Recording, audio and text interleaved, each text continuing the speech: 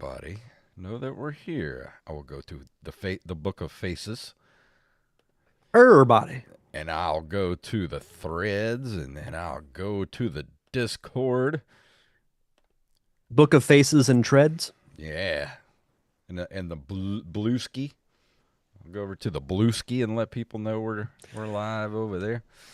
Grab a brewski at the blueski. Brewski at the Blueski. Say that 10 times fast. Well, I'm good to go if you are. Yeah, everything sounded good on the tube of you. All right. Well, here So we go. and I've got all the tabs. So I'm good. Rampage in the chat room. What's up, sir? Rampage. And we are starting the show here in 3, 2, 1.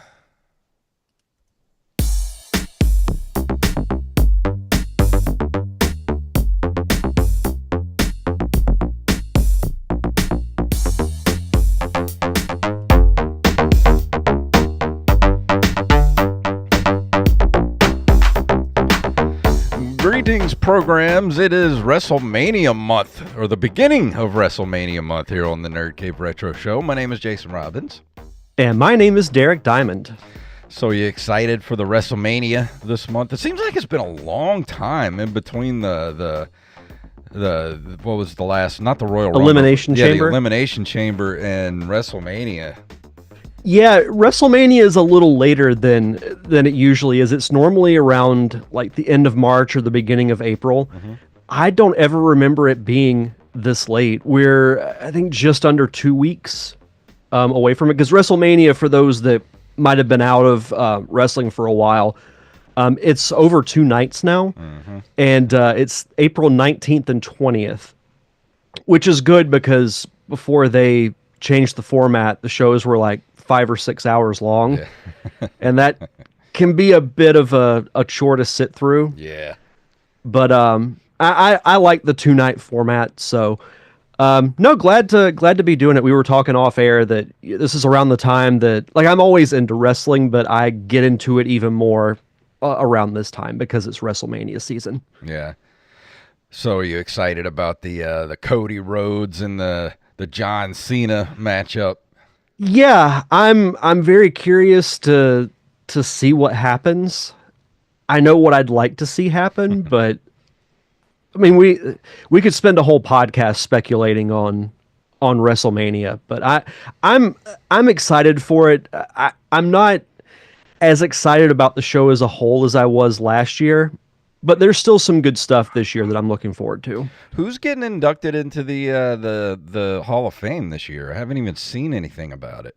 So this year, Triple H is the headliner. Lex Luger's going in finally.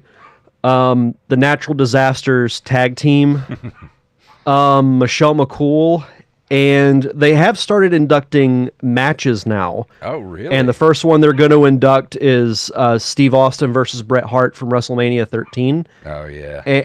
And both Austin and Bret will be there. Nice. To accept the award. So it'll be cool. I always look forward to the Hall of Fame. It's one of, if not the thing I look forward to the most every year.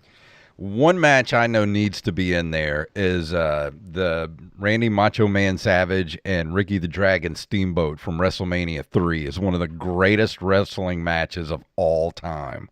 Oh, 100%. Like the first 5 matches or so are pretty easy to predict, I think. You know, we've got Austin Brett this year, Savage and Steamboat will go in. The Mick Foley Undertaker Hell in a Cell match will go in. There's several that you could name right off the bat. So I know there's a lot of people out there like, ugh, wrestling. Look. I know even if you're not a wrestling fan, there's a YouTube channel. I guess it's WWE who does it. I'm not sure, but they'll get together like The Undertaker and Mick Foley, and they'll rewatch like the Hell in the Cell match and commentate on it, and they just kind of like talking about, you know, what was going through their heads at the time, and it's one of the greatest things.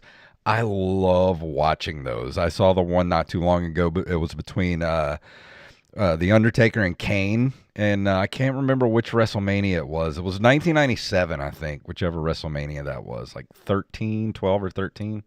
It was 14. Oh, was it? Yeah, yeah. Yep, it was 98 when they fought for the first time. They did like three or four tombstones in a row, and he was every time he was like, "Ooh, that was a bad one." Oh, like, sorry, man, I didn't mean to put you on your neck like that.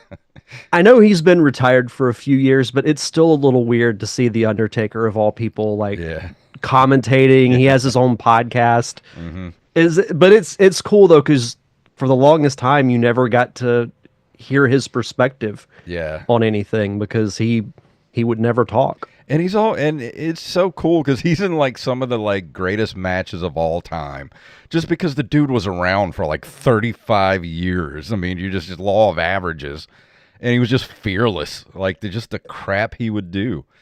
There was a graphic I saw on social media the other day. It said this is how long the Undertaker's career was, and it was the first video game he'd ever Yeah. been in from like 90 or 91, and then this year, Yeah. where he's looks like much more realistic than the arcade days. So Yeah. it's it's kind of crazy the longevity that he had. But yeah, Rampage says I went to watch Randy Savage fight Ultimate Warrior once when I was in my teens. It was fun, and I bought a Hacksaw Jim Duggan foam 2x4. That's awesome. Yeah, I remember going to watch WWF at the time a few times at the Mississippi Coast Coliseum, and I bought the Bret Hart sunglasses, the wraparound sunglasses. I had those, and I think I had a foam Hacksaw Jim Duggan 2x4 as well, but I remember seeing those, but I don't remember if I got one or not. But I do remember having the Bret the Hitman Hart glasses. I thought I was the coolest kid around when I wore those things to school. If I could find it before next week's show, I know I've got it around here somewhere, but I still have the physical ticket from when I was 12 years old and my family went to WCW Nitro at the Civic Center. Yeah. This was before they changed the name to the Bay Center from September of 1998. I think I still have my ticket stubs too. I'm gonna have to look and see if I still have those. Yeah, I remember being shocked that my mom kept it Yeah. because when I saw it, and it's funny because you can watch all the old like Nitro and Raw episodes on Peacock. And I about a year or two ago I did a rewatch of WCW from when the NWO was formed up until around the end of 99 because 2000 in WCW was really bad and I lived through that once and I won't watch it again. But getting to that show, I tried to find myself and my family in the crowd. I never could. Yeah. But I could point to you the area that I was sitting. Yeah, it shows It was how cool. old I am that the last WWE show I went to, where they were still called the WWF, and it was the show was just called the Superstars of Wrestling. That's what I remember it was called. And it was a house show. Wasn't even televised. The last wrestling show I went to was WWE was here, I think in 2019. And it was a house show. And I took friend of the show, Brandon Rutledge, to the show because this was when I worked at the Wahoos and we did a WWE night and they gave us a set of free tickets. So, took Brandon and we had a really good time. That's cool. I'd love to Yeah. go to. I want to go back to see WrestleMania one time before I die. Well, it will be in New Orleans next year. Yeah, that's true. We may have to make that happen. Yeah, the good thing is we've got about a year to plan it, so I think we could at least get together and do some of the activities, Yeah. around WrestleMania, and then we could always just like go somewhere or meet up and watch it. I'm for it. And Yeah. if we could go to the show. We could go to actual WrestleMania, but we got to get those Patreon numbers up. So tell your friends, patreon.com/nerdcaveretro. If especially if they do Roman Reigns against The Rock Yeah. next year, with that I'm like, I would spend a lot of money for that. But let's keep dreaming, and hopefully next year we'll be able to afford to go to WrestleMania. That's less than an hour away, and see what we can do. Absolutely. But we got some news to get to. Ready to get to it? Yeah, something major happened, I think. Yeah, a little bit.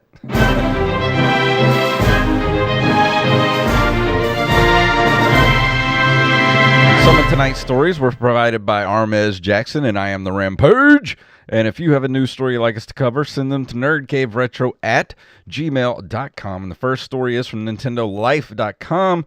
Nintendo Switch 2 launches the 5th of June, 2025, and Mario Kart World Bundle confirmed. Let's see. It has been confirmed that the Nintendo Switch 2 will launch on the 5th of June, 2025. And it says here about pre-orders, but we all know what happened with that, so we're not even going to discuss it. No pre-orders for you. Let's see. It is priced, we think, at what, $4.99 for the bundle, $4.49 for the console itself. But with the tariffs, we just don't know. It could be way more than that, so we just don't know. So I'm not even going to comment on that.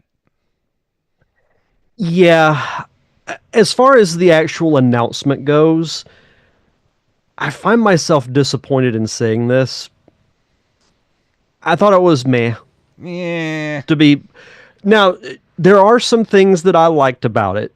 Mario Kart World looks like a lot of fun. Mm-hmm. Like an open world Mario Kart game is something I would have never thought of. And it looks great. The problem with that is that it's going to be $80. And that sets a dangerous precedent for future games. Like, I have little to no doubt that when GTA 6 does come out, it's probably going to be $100. Yeah, that's the thing. You got PlayStation and Microsoft have been trying to hold everything, just the regular games at, $70. You get your Legendary series and stuff that, hardcore fans will pay over $100 for. But I'm not even going to rampage in the chat room. I'm not even going to acknowledge what he's saying. I was waiting for it. But like you said, this could set a bad precedent, especially with PlayStation and Xbox going, Nintendo's going to charge $80 to $90 per game. So can we. Yeah. And I will say the Donkey Kong Bonanza game looks really fun, but it's not enough to entice me to get it on launch day. Same here. I don't want to make a prediction, but there's something that I said last week that I kind of got the vibes from. This could be like a Wii U to the Wii situation. It could be. I think it's coming out at a bad time. A bad time when not a lot of people are going to have a lot of extra money to spend. And it's not, it is a big jump. And as far as the hardware from the original Switch, because it's like having a PS4 portable. That's basically what it is. It's the power of a PS4 in a portable form. But are they going to have enough to entice people to jump on it in the beginning? We're hardcore Nintendo fans, and it's just not enough for me to really look for that upgrade right now. Like, I just don't have the money to just throw at it. They announced it for June. What's the harm in pushing it to like November? Yeah, or December, because like Mario Kart World, I have no doubt will be a lot of fun, but is it a strong enough launch title without having anything else? Because Donkey Kong Bonanza doesn't come out till July, and Nintendo did the same thing with the GameCube. Smash Brothers came out about a month after the GameCube came out. Yeah, and I think it was the same with the original Pikmin. Because the GameCube came out in November, and I know Smash Brothers came out in early December. So I just don't. I want this. I want the Switch 2 to do well, but I'm not I'm not very excited about it, if I'm being honest. Like, I will get one eventually, but I'm not in any rush to. Yeah, because I mean, there's no Mario. I mean, yeah, that's Mario Kart, but there's no kind of mainline Mario. There's no Mario Odyssey 2. There's no Metroid coming. It's just kind of like, give me something big to look forward to. If I'm going to pay $90 for a game, it better be worth it. And they're doing, upgraded versions of Breath of the Wild and Tears of the Kingdom, which is great. But I've already played both of those. Now, what they should have and done. I still have them. and I already have them for the Switch, so why would I buy them again? I know Wally's going to make fun of me about this, but if they would have come out and said, hey, guess what? Game Pass is going to be on the Nintendo Switch 2. That would entice a lot of people to go out and buy the Switch 2. If that had happened, I would have just instantly, like, whatever I was doing, I would have dropped it and opened our group chat and just waited. It's coming. Trust me, it's coming. But we'll see what happens. But I don't know. Like, it wasn't terrible, but it just didn't really wow me. Yeah, same. Next up, from TimeExtension.com, Evercade's Gremlin Collection 2 revives 4 PS1 classics, included Loaded and Reloaded. Evercade fans are getting a second helping of Gremlin graphics goodness thanks to the announcement of a new cartridge collection. Gremlin Collection 2 will ship on a Gigacart and will include 4 PS1 titles: Loaded, Reloaded, Hogs of War, and Buggy. I love that compilation of names. It's so random. I love it. Loaded and its sequel, Reloaded, you don't say, are top-down shooters with amazing artwork by Garth Ennis from Vertigo Comics and Greg Staples from 2000 AD. The 95 original, known in Japan as Blood Factory, was a key release for PlayStation in the West. Hogs of War is a turn-based strategy title, and Buggy, on the other hand, is somewhat less well-regarded today. Released in North America is Team Loci RC Racer. It scored some pretty dismal reviews when it launched in 1998. I'll be honest, I don't remember any of these. No, I don't either. Funny enough, Loaded and Reloaded reminds me of when Joey mentioned that restaurant name called A Restaurant. Yeah. It's like, if you want to create a shooter game, what's the most basic name you can come up with? Shooter. Loaded. and then what's its sequel? Reloaded. Yeah. No, I mean, they might be fun games. I don't know. Like, it is cool that there's a collection like this, but I'd have to do a little more digging before I'd pull the trigger. Yeah. Every game is someone's favorite game, though. That is true. This next story is from GamesPress.com. Another Evercade story. Evercade announces Windjammer's Karnov and Friends Arcade Collection. Let's see. The collection showcases a diverse mix of fast-paced action, platforming, and competitive sports gameplay, highlighting the creativity and excitement of iconic arcade hits. Each game has been faithfully preserved in its arcade-perfect form, allowing players to experience these classics, first released by Data East, as they were meant to be played. You got high-speed disc-throwing action of Windjammers. You have Karnov and the explosive shooter Vapor Trail Hyper Offense Formation, the post-apocalyptic world of Atomic Runner Chelnov, or mecha-filled warfare with Roga Armor Force. I could say Armor Force. This collection delivers hours of retro arcade fun. Now, I don't remember really any of these except for Karnov. Yeah, they don't sound familiar to me either.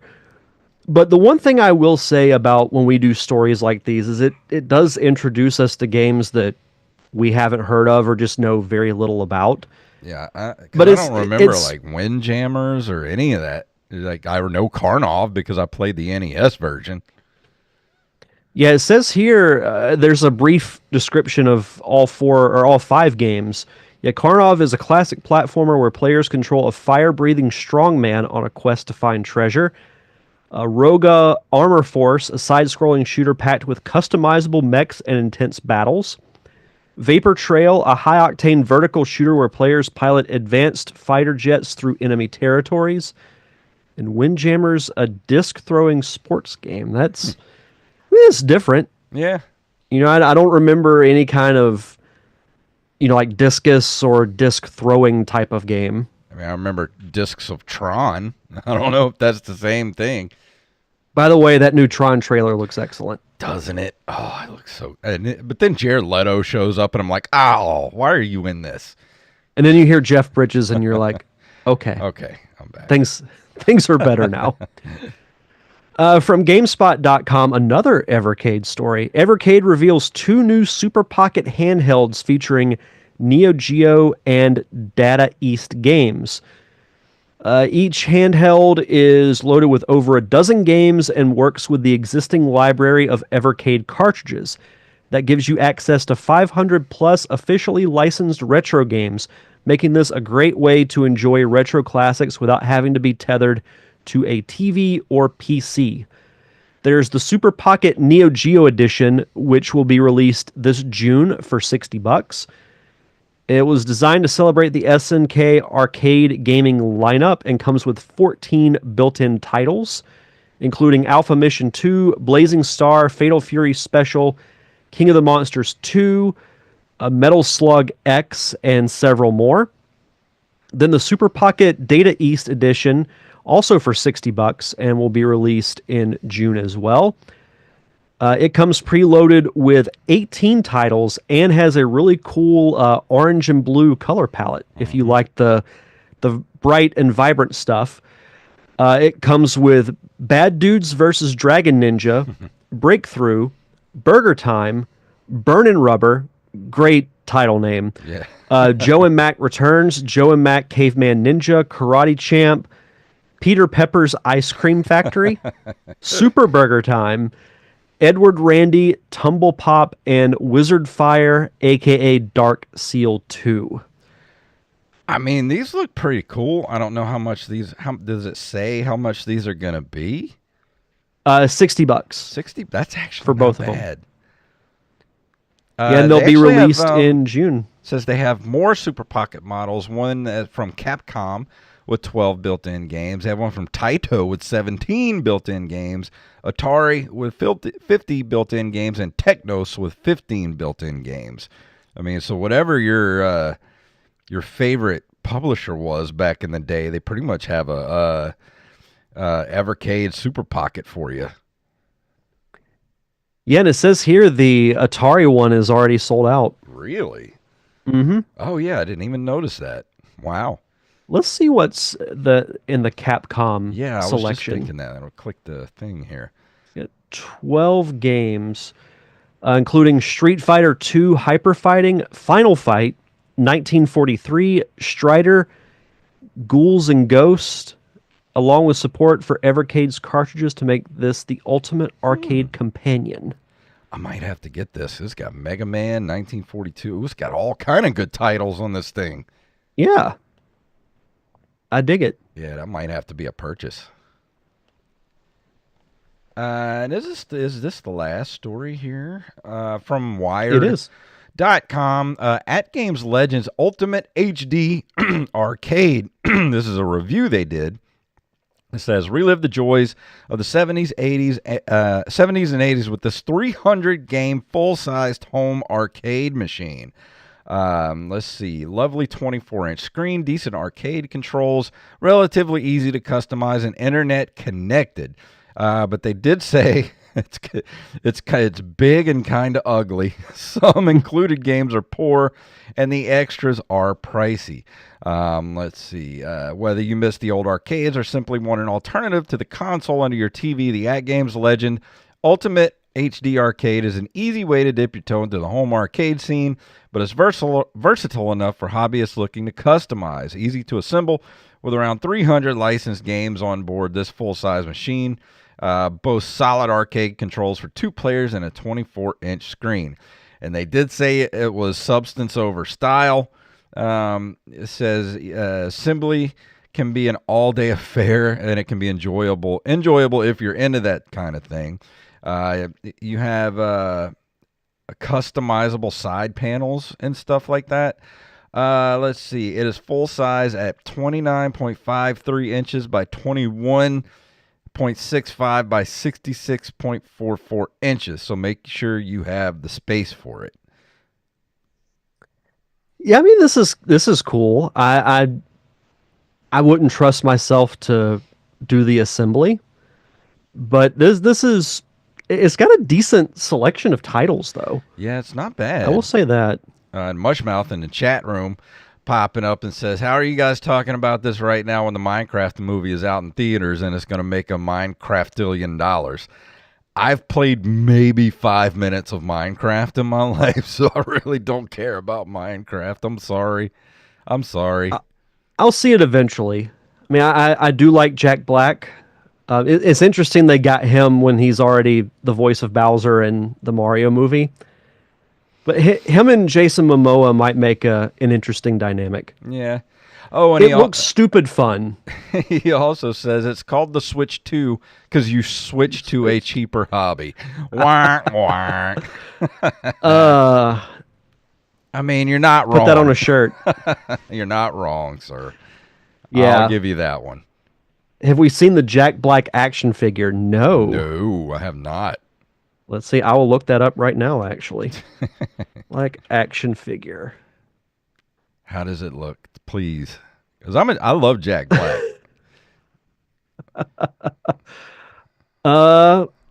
It kind of looks like Jack Black. Here, let me I'll do this one that comes with the Minecraft figure. I'll throw it in the chat. This would be great to have on my wall as a background piece. He says he's so hyped to see our reactions. All right, I'll take a look at this in a little bit. I love the sword that comes with him. But yeah, he says Mario Kart looked good until he realized it was going to be $90. Well, it could be just $50 if you buy the bundle, which, you know, I guess that's what they're counting on. Yeah. And the thing is like I want to get a Switch 2, and I'm like, well, I'll just wait and get some games when they go on sale. They never go on sale. Nintendo games never go on sale. I guarantee you, if they still had Nintendo games, like NES games still on like Walmart shelves, they would still be $50-$60. I guarantee it. When the Switch 4 comes out, they'll still be selling Switch 1 titles at full price. Exactly. You'll walk in the store and you'll see Super Mario Odyssey, which was an early Switch title. It'll still be $70. They don't go down in price ever. Mm-hmm. But before we go any further tonight, did you want to save this month in video game history since we're running a little long tonight? Yeah, let's do that. All right. Well, before we go into the review for tonight, we have Patreon shout-outs.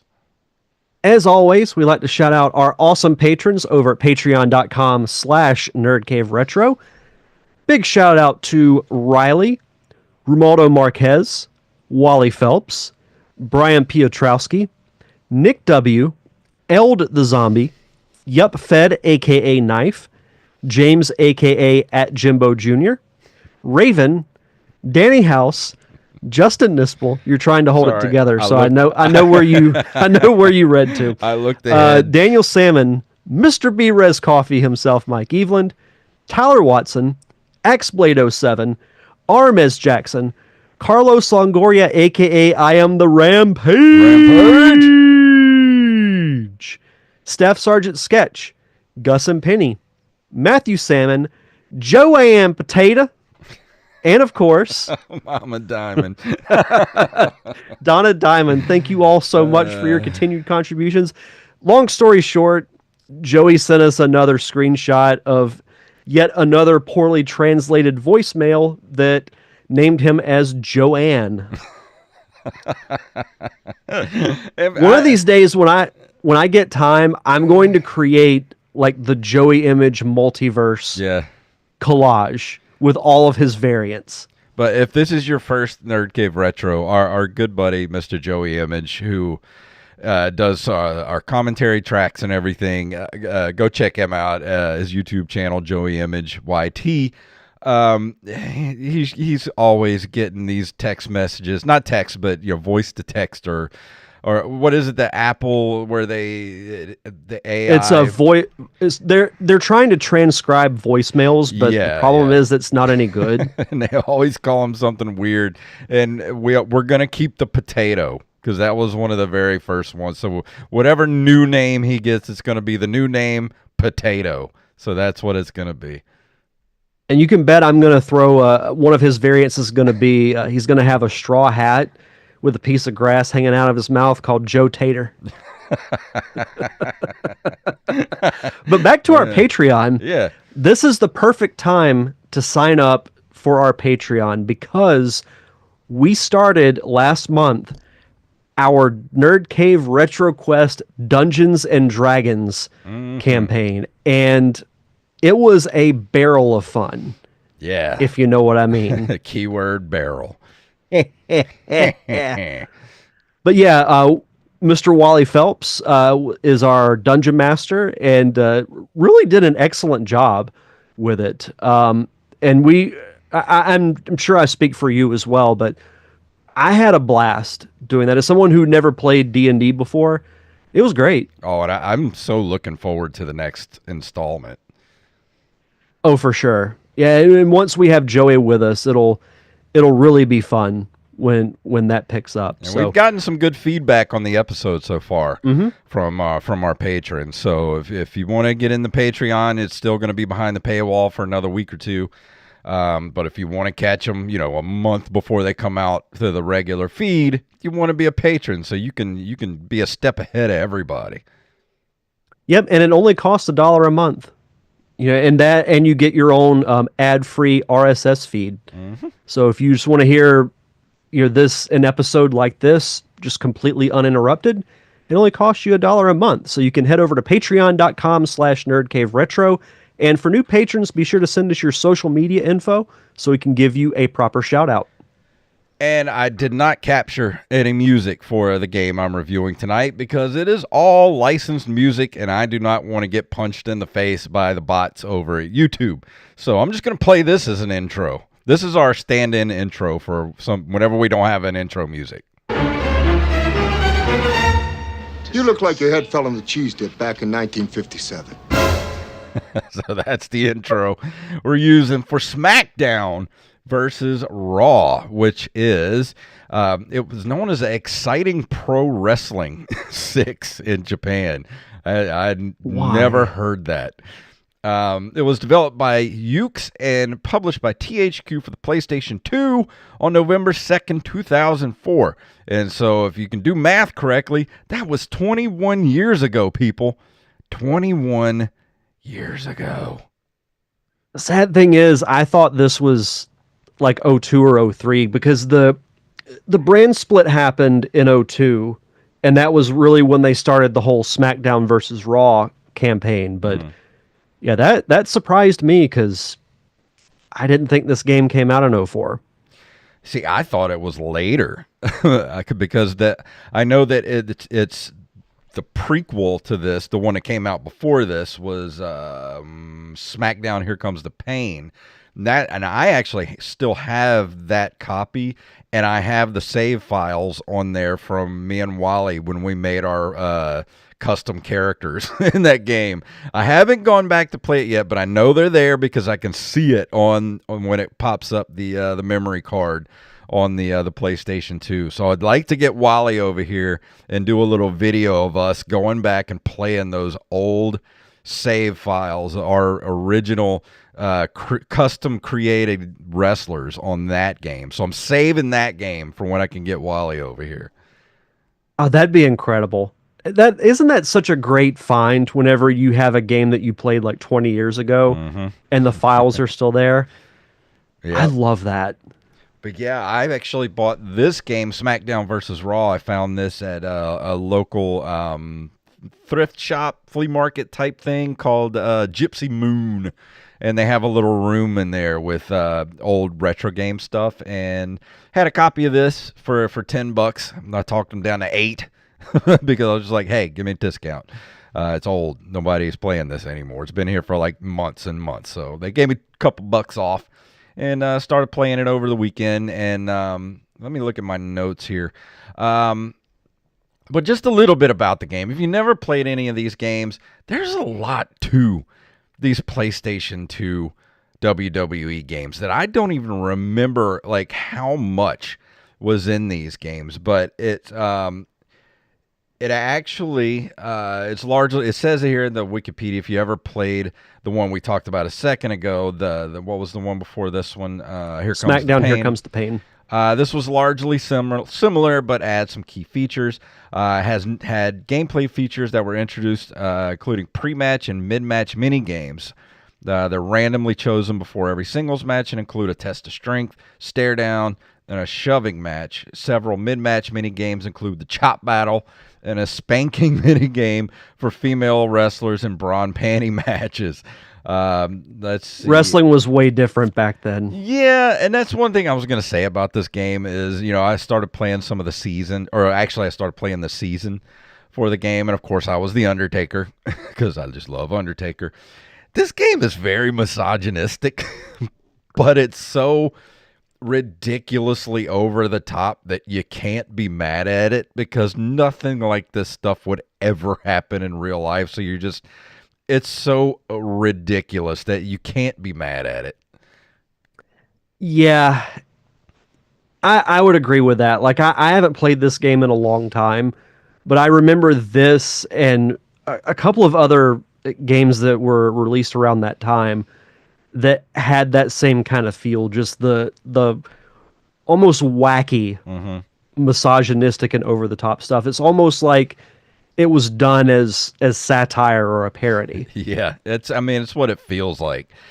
And it says also the game added a clean dirty system, which influenced each wrestler's tactics. Now you can set the wrestlers to be clean, dirty, or neutral in their tactics in the ring. So, and usually I didn't care whoever it was, I was going to play dirty because you have to. But it does have a pay-per-view mode too. I didn't get to play that, but it sampled some real-life match cards from 2004, or you could create a pay-per-view of your own by booking matches and choosing match types with any superstar, legend, or created superstar in the game. And I also looked up here on GameFAQs from GameSpot, and just some of the roster on this game. Like some of the, you go through, and there's a huge roster of wrestlers. And a lot of them I don't even remember that are on this roster. But you can also unlock wrestlers too, like Andre the Giant, Brutus Beefcake.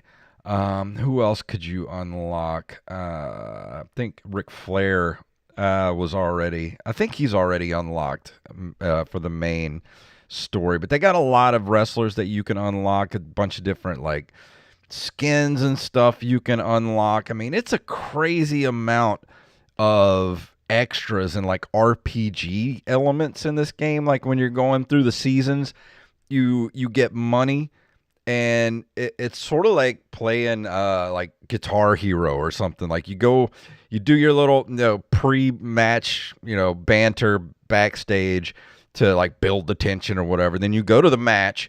And if you win the match, you get money and you get experience points. And then between the matches, you go and you could spend your money, save up your money to unlock wrestlers like Andre the Giant or Brutus Beefcake.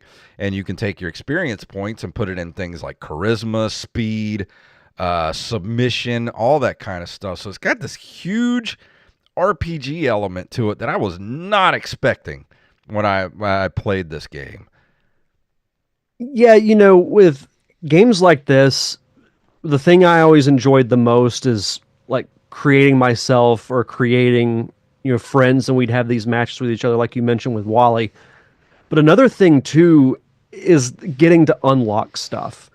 Like old arenas from years past. Yeah. New wrestlers, new movesets, things like that. Yeah, this was an underrated part of the wrestling games from this era. And another thing that kind of blew me away about this game was how much it holds up, like graphically, musically, like all the licensed music. This was a great era of gaming that just every game from this to like whatever driving game you were into, like, Midnight Club or whatever, Need for Speed, or your Tony Hawk games. They had so much cool licensed music for these games that as soon as you put these games in, it instantly takes you to a time and a place, because it's such a snapshot of whatever was big in pop culture at the time. As we would say here in the South, thems were simpler times. Yeah, they were. But yeah, I don't disagree with anything you just said. And that's what I'm looking forward to, when I review Day of Reckoning next week, is that with these games, there's just so many memories attached to them. Like we've talked about it, like with Halo and the LAN parties and things like that. But with every wrestling game I've played, I can remember like almost everywhere that I played it, whether it be at my parents' house or a friend's house, staying up and creating, like if we had a group of like 6 or 8 of us, we'd create everybody. And then we'd have this huge like ladder match or Royal Rumble. And half the time we would just set it to computer and we just watch it because it's just so, it's so entertaining like that. And I mean, the thing about it is, you think a lot of these games that we play, we go back, to the PS2 era, and some games still look really good. Some of them look terrible. This is one of those games it still looks pretty good. The character models are really good. They don't really have mouth movements or anything. And whenever a character talks, it's like just their head moves, but their mouth like doesn't. Exaggerated body motions. Yeah, but it still looks good, especially when it goes to like the arena shots with the crowds, and then you got the entrances and all that. And yeah, they still look kind of that era, but it still looks good. Like they put a lot of time and effort into these games, and I'm just surprised at how well it, because I thought I was going to get in this game and the controls were going to be just blocky and hard to handle, and the control, I thought the graphics were just going to be just, I don't know, like that ugly. Polygonal mess that we had back then. But the game actually operates kind of smooth once you kind of get into it and you start. Like I had one thing I loved about this and I miss about this era. I'm playing the game and I'm literally sitting there playing it with the instruction booklet in my lap, so I can pause and look up the moves, and then unpause and do the moves and try to learn, like the whatever, you got each wrestler kind of has their own, particular stuff that they do, and each one kind of moves. There you have some wrestlers that are really small and fast, like Rey Mysterio, or you have, big lumbering giants like, like The Undertaker. But it's just sort of like, you kind of get in there and learn the moves, and it was just fun. It was like stepping back in time, and it still held up. Just it wasn't hard to play at all. I think anybody, if you've never played this game and you have a PS2 and you're into like wrestling and stuff, I think this is a good game to have in the collection. Well, and you included a link to the roster, and it brought me back to that time frame, because we talk about like the 80s and the Attitude Era and the 90s, but after the Attitude Era was over and WWF at the time bought WCW, their roster was stacked with like, I'll just list off a couple of the names. Go through this list a little bit.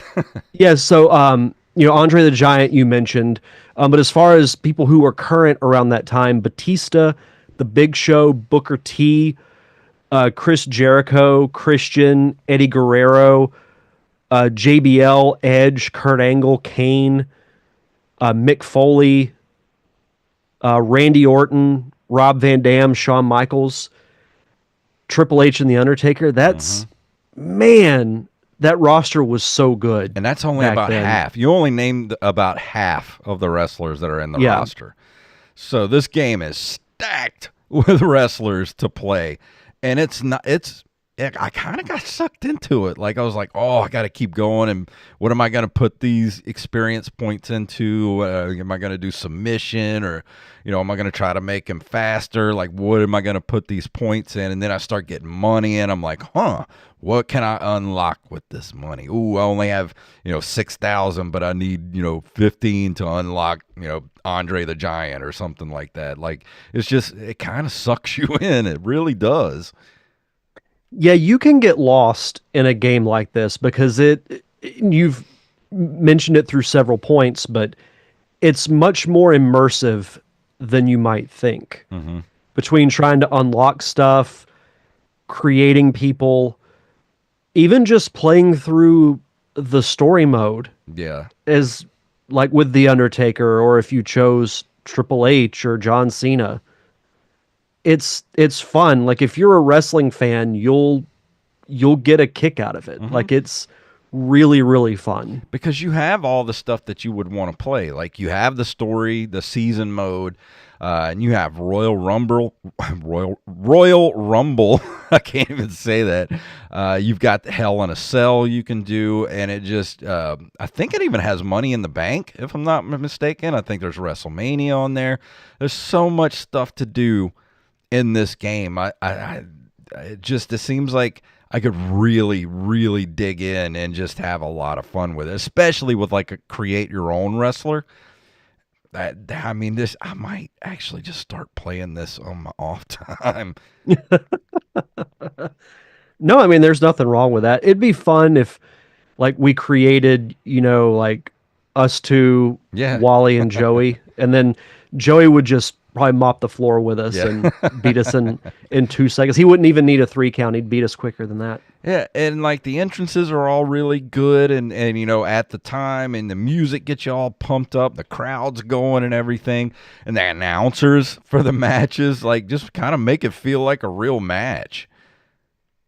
Yeah, the cool thing is I'm like I said, it's been a while since I've played this game, so I don't remember how in-depth the creator wrestler mode is, but you can go to like a section of the wrestler's entrance. So like whenever they come out from behind the curtain, you can have them do a specific thing. Then you can select, going down the ramp, and you can select something with that, getting into the ring and all that kind of stuff. There was one move, and it cracks me up every time I think about it, but there's Rey Mysterio used to do this, whenever he would come out, he would stand on this, like a platform thing, and it would shoot him up in the air. Mm-hmm. Yeah. And pyro would come out. Well, you could have the platform overshoot your person, and they would just like be flailing around in the air like a cartoon character. That's awesome. But man, this was just such a fun thing to go back and play. And I wrote in my notes here, I said, the story mode is cheesy and awesome, even if it is a little misogynistic, but you can overlook it because it's so dumb. But it definitely sucked me back to a simpler time of the early 2000s, even though things were getting weird because, 9/11 had just happened a few years ago and the world was getting weirder. But I'd still go back to that time in a second because we just kind of live in a never-ending dumpster fire. Every day it's like, what new crisis are we in today? Yeah, things like we mentioned were a little more simpler back then, and yeah, we were 3 years from 9/11, Yeah. so things were still a little hectic on that front, but there was no compared to now, much simpler. There was no social media at the time, so it was a lot easier to kind of disconnect from all the horribleness of the world and just be like, well, I'm just going to not watch the news and just, watch some MTV or play some video games, and like, you don't know what's happening in the world. But now it's like, it's just in our face all the time. Like every waking second is just some horrible thing you got to deal with in the world. And it's just like, I just want to go back to a time where I wasn't punched in the face with politics on a daily basis, Hey, you're not saying anything I disagree with. But I loved this game so far, even though I've only played a couple of hours of it. But it absolutely holds up. And if you're a fan of PS2 and wrestling, it absolutely needs to be in your collection because it's a snapshot of time.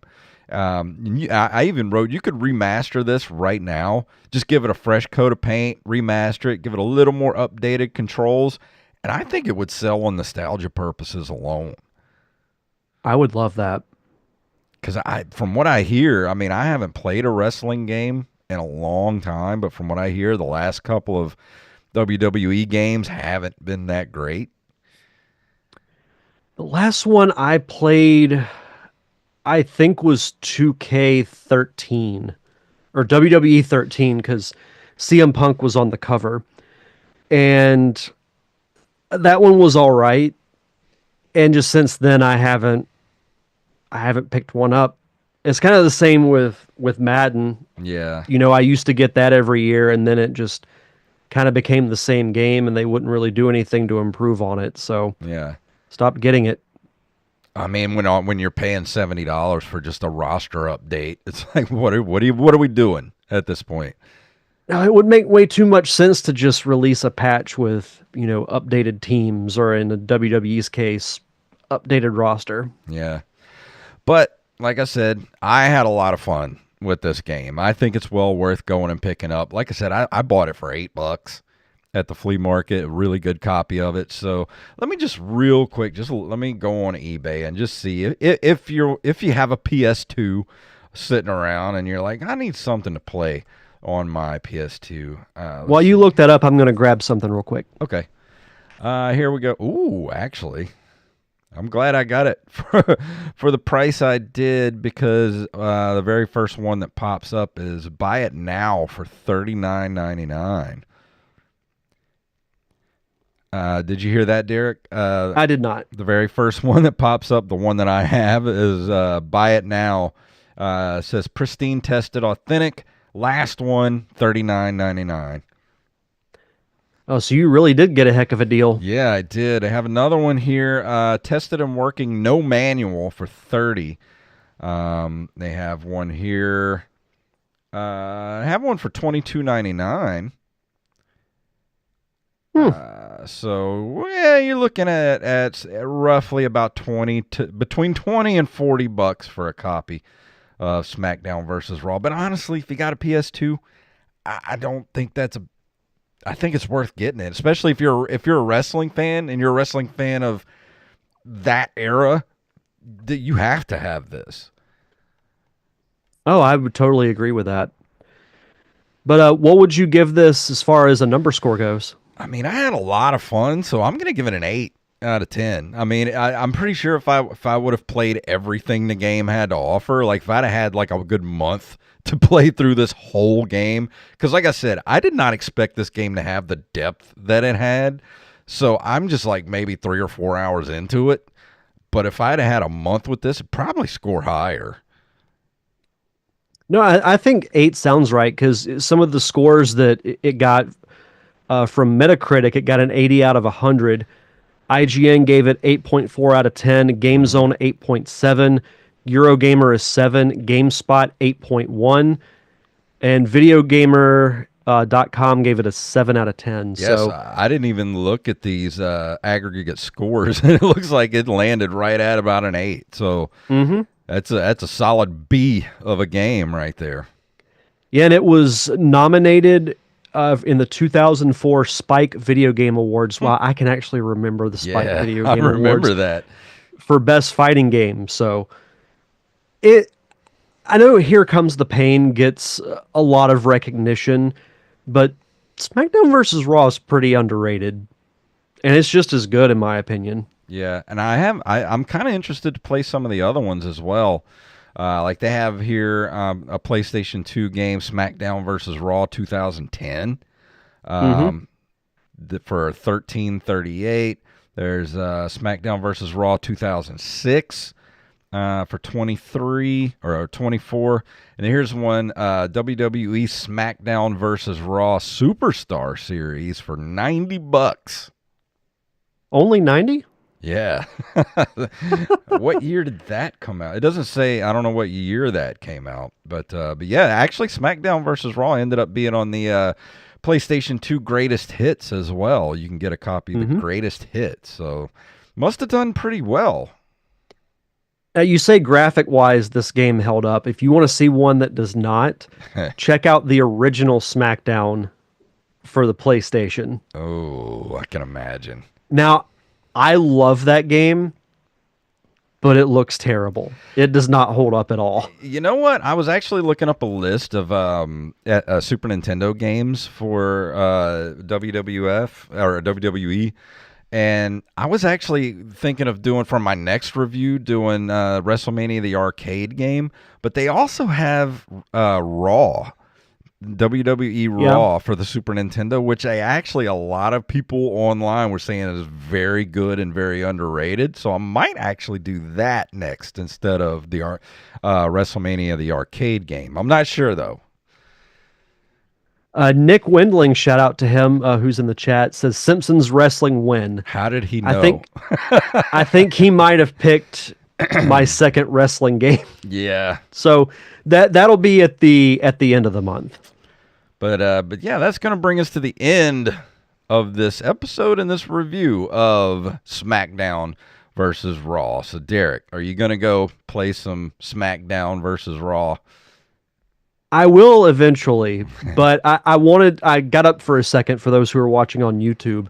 Next week, I'm going to review Day of Reckoning, which came out for the GameCube, ironically enough, in 2004. I still have my original copy. Wow. Complete with the manual. Oh, that's awesome. So I have kept this thing in very good condition since I got it. A lot of great fun memories associated with this game. So that'll be what I review next week here on the show. Awesome. So that you're doing that next week. I'm not sure if we're going to get to a top 5 this month. I was thinking a top 5 we could do. What were you thinking? So this would be for May. We'll be doing a show the day after May 4th, which is a religious holiday for those who are Star Wars fans. What if we do top 5 Star Wars games? I'm for to kick off May. I'm for it. Let's do it. There's so many that we might have to do top 10. Because there's so many good Star Wars games. Yeah, Nick came in a little late with that. How about a top 5? Yeah, we're talking about it. Let's do. We're gonna do 4 since we won't be able to fit one in this month. Like we're gonna do it May 5th, so it's going to be a Star Wars top 5 Star Wars game. So I think everybody's gonna have something to say about that one. There might be some disputes. Yeah, you over think? That list. But yeah, I'm excited for this month. You know, it's WrestleMania season. It's a part of the year that I always enjoy. Even when wrestling wasn't great back in like the late 2010s, I still looked forward to Mania. Yeah. But that's going to bring us to the end of this episode. And Derek, what you got going on before we get out of here? Just the usual. Just head over to facebook.com/plainjanemovie as well as facebook.com/marriedtomunchies, which is the cooking business that my wife and I started. We did a pop-up last Friday and actually did quite well. So Nice. we're going to be doing that probably once a month. We do need to do one in Pensacola at some point. So yeah, just those are the 2 best places to see what I'm up to lately. Awesome. And go check out the Open Micers podcast. Last couple of weeks, we have some hostful episodes where me and Jacob talk about being old men and going to the doctor and the hilarity that ensues. So go check it out. And Rampage says his number 1 Star Wars game is Masters of Terrascasi. Oh, that game's terrible. Oh. I was hoping that one wouldn't come up. Oh, you know he's going to bring that up. It's probably Wally would say that too. Or the remember the Xbox Connect? Yeah. And they had the Star Wars dancing game. That's first thing that popped in my head was that stupid dance game. I'm Han Solo. I was just about to Han ask Solo. you, was that for the Kinect or was that for the Wii? That was Kinect. Ugh, horrible. Why would you do that, George Lucas? Why? I love Uncle George, but he didn't always make the best decisions. Rampage said his wife just said, Jason looks like he types with 2 fingers. I'll have you know, I can type like 75 words a minute. Thank you. You're like, no, I can type with 3. It says, Derek, did you ever put defending bad movies on the Nerd Cave Retro feed? No, I still need to send that to you. Yes, please do. And Thank you for the reminder. But let's go ahead and close this thing out. Thank you all for hanging out with us. Derek, is there anything else before we get out? I think that's it. Well, let's go ahead and walk out the door. And if you want to leave us a voice message, go to voicecast.app/NCR, and you don't have to sign up for anything. You just leave a message right there and we'll get it. Won't send you any emails. You don't have to sign up for anything. All you do is go there and you leave a voicemail for us and we will play it on the show. Or you can email us at nerdcaveretro@gmail.com. You can get to all that stuff through nerdcaveretro.com. That's our link tree. Got all the buttons up there to take you everywhere you need to go, including the merch shop where you can get t-shirts, hats, magnets, bags, mugs, whatever your nerdy heart desires. If you can't do it, you can't be a patron, you can't get any stuff because you're broke, I get it. Leave us a review and or a 5-star rating on all podcasting platforms. Derek, please tell them what it's all about. And that's the bottom line, because Nerd Cave Retro said so. By God, he is broken in half! Oh, wrong button. Master Blaster runs bartend. Played Master Blaster because we sold a ton of t-shirts. So if you're interested, go to the Nerd Cave Retro merch shop, ncrmerch.com, and get yourself a Master Blaster Runs Bartertown t-shirt right now. Master Blaster. We'll see you guys next week. All right. And all you watching on YouTube, yeah, Nick, I like the Star Wars NES or the Super Nintendo games. I don't think the NES game was all that great, though. Yeah, the Super Star Wars games were fun. They're fun, but they're freaking hard. Yeah. Especially the first one. Yeah. I mean, it might end up being on my my list because it's one of the few Super Nintendo games I actually beat at the time. So, because it took me and my brother like a day and a half to beat that game because we got the Infinite Lives code from, I think it was a Nintendo Power, I think, and we stayed up for like 24 hours to beat that stupid game. Jeez, that's dedication. Taking turns. I don't know. I'd have to really think about that. That's not going to be one that I text you in like an hour and be like, oh, my list is done. Well, we got a month to think about it, so, yeah. Now that I say that, I'm going to do my list tomorrow and text you and say my list. Yeah. All right, you guys. Well, we're going to go ahead and get out of here. Thanks for hanging out with us, and let me put up our outro thing here. And thank you for hanging out with us. Go like and subscribe to the channel, all that good stuff.